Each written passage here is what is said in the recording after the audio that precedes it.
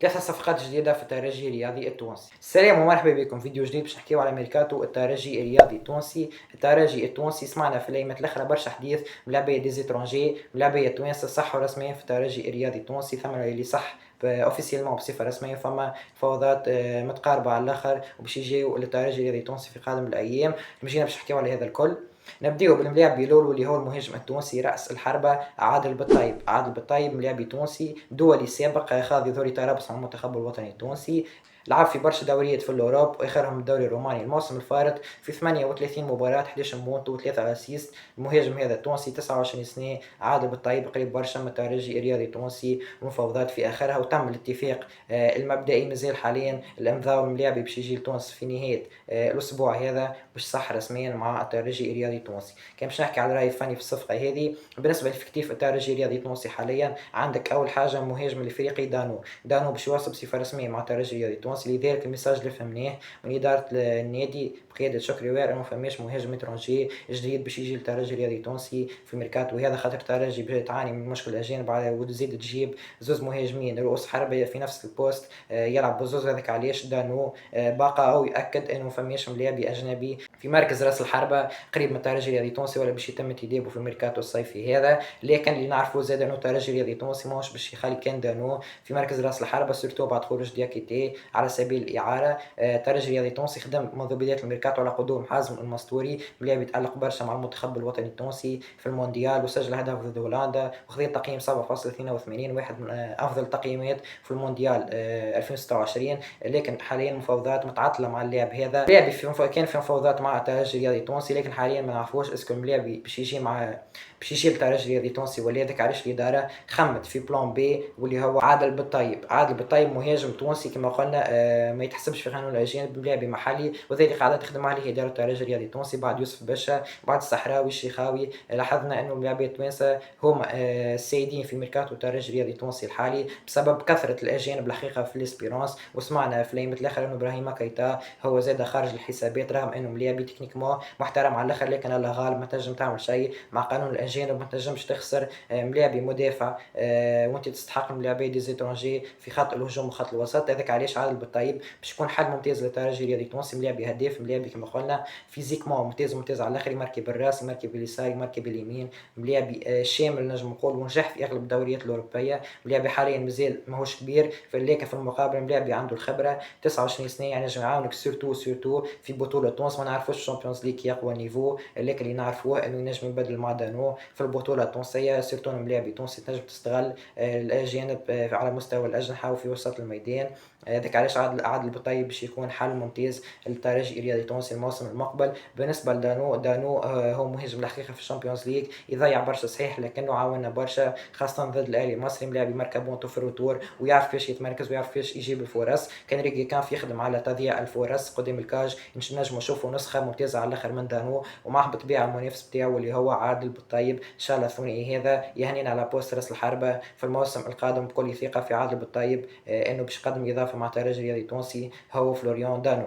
نجيو حاليا للاعب الثاني واللي هو اللاعب الكاميروني الدولي 29 سنه بيفو سنتينيل جون اونانا حسب اخر الاخبار قريب برشا على الاخر من الترجي الرياضي التونسي باش يجي للفريق يعوض خروج اونوتشي اوغبيلو ملاعب اللي خرج منذ بدايه الميركاتو صح مع فريق الاتحاد الليبي. هذاك علاش جون اونانا باش يجي للترجي الرياضي التونسي، هو ملاعبي قوي على الاخر فيزيكمون نجم نقولوا نفس ستيل فرانكو ماكيكا وحتى اوغبيلو، ملاعبي 29 سنه ملاعبي خبره ملاعبي ممتاز في وسط الميدان في نادي بشكتاش التركي وخرج في اعاره مع نادي جنوا الايطالي وكان تيتولير في اغلب الماتشات ورجع لنادي بشكتاش التركي. لكن للحقيقه يخلي الصفقه هذه صعيبه برشا انه الملاعبي مع فريق بشكتاش يخلص في 760 مليون يظهر في الشهر. هذاك علاش الملاعبي هذا صعيب برشا انه يجي للترجي الرياضي التونسي في الفتره الحاليه. ما نعرفوش الملاعبي باش يجي ولا، خاطر الحقيقه سمعنا الترجي الرياضي التونسي وصل لاتفاق مبدئي مع الملاعبي هذا وباش يجي لتونس في الايامات الجايه، لكن فرض وقت الراتب بتاعه الحقيقه مرتفع على الاخر. اسكو الترجي الرياضي التونسي باش يتحدى سقف الرواتب في الفريق ويجيب الملاعبي هذا باش نتهنيو على بوست بيفو سنتينيل.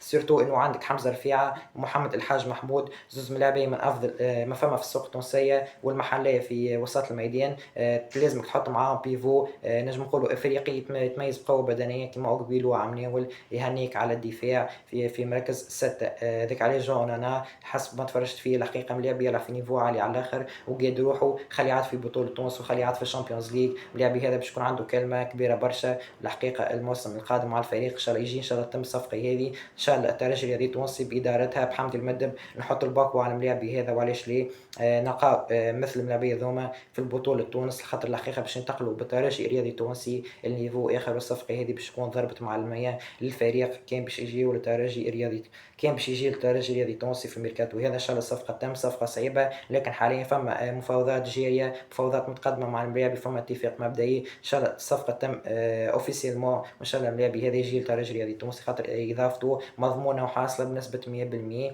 وان شاء الله وفي النهايه ما نجمو كان نقولوا الملاعبي هذا مرحب به، وان شاء الله يجي للترجي الرياضي التونسي ويعاوننا الموسم القادم. الملاعبي الثالث واللي هو الملاعبي اللي جاء رسميا للترجي الرياضي التونسي وقاعد يخضع الاختبارات في البارك. الملاعبي هذا واللي هو بوبكار ديارة، مدافع اكسيال 19 سنه، يلعب في نادي مستقبل سليمان الموسم فارت، هو موهبه شابه افريقيه. الملاعبي هذا كان فما عرض من نجم الساحلي باش ينتدبوا وكان في منافسه مع الترجي الرياضي التونسي، لكن بالطبيعه الترجي الرياضي التونسي كيحب على الملاعبي ياخذوا بالسيف في الميركاتو الصيفي. هذاك علاش بوبكار ديارة حاليا هو بقميص الترجي الرياضي التونسي قاعد يتدرب مع الفريق وتحت مجهر المدرب ريغي كانف باش يجي للترجي الرياضي التونسي في الميركاتو هذا. ملاعبي هذا اللي نعرفوه انه السيزون الجايه سيرتو بقانون الاجانب بعد تجديد حمزه جلاسي، بعد استئناف عقوبه محمد ميتوغاي كيف زاد الصحراوي ورائد الشيخاوي جاوا رسميا للفريق. لذا نشوفوا انه بوبكار ديارة مش ياخذ فرصته الموسم الجاي حتى على بنك البدلاء، صعيب برشا. كما نعرفوا هم لاعب 19 سنه ما يدخلش في صفقات الترجي الرياضي التونسي في الميركاتو الصيفي هذا، لكنه في نفس الوقت يتحسب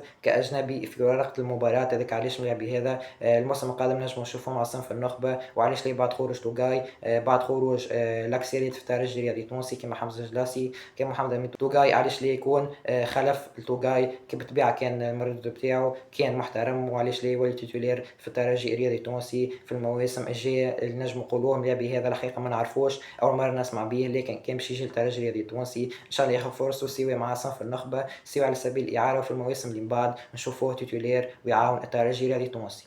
الحاجه الاخرى اللي باش نحكيها في فيديو اليوم واللي هي التقنيه الايطاليه المتطوره في تدريبات الترجي الرياضي التونسي. الحقيقه الترجي الرياضي التونسي جاب معدين بدنيين من الاوروب، هذاك علاش جابوا تقنيه جديده واللي هي تعاون الترجي الرياضي التونسي سورتو في الجانب البدني، وتعطي ارقام على اغلب الملاعبيه. نعرف شكون الملاعبي اللي نجم يكمل معنا موسم كامل فيزيكمون في اعلى مستوى، ونعرفوا الملاعبي اللي ما نجمش يكمل مع الترجي الرياضي التونسي خاطر الحقيقه ليسبيرونس عانت في المواسم السابقه في الشامبيونز ليج من الجانب البدني. ذاك علاش التقنيه هذه المتطوره باش تعاون الترجي الرياضي التونسي في المواسم الجايه. وبرافو لاداره الترجي الرياضي التونسي اللي تخمم في لي بتي ديتاي هذوما في التفاصيل هذوما اللي اكيد باش يكون عندهم دخل كبير في موسم الترجي الرياضي التونسي سواء بالنجاح سواء بالفشل. هذا هو الفيديو بشكل كامل. كان عجبك الفيديو تنساش تعمل لايك تشترك في القناه ونتقابلوا في فيديوهات جايه.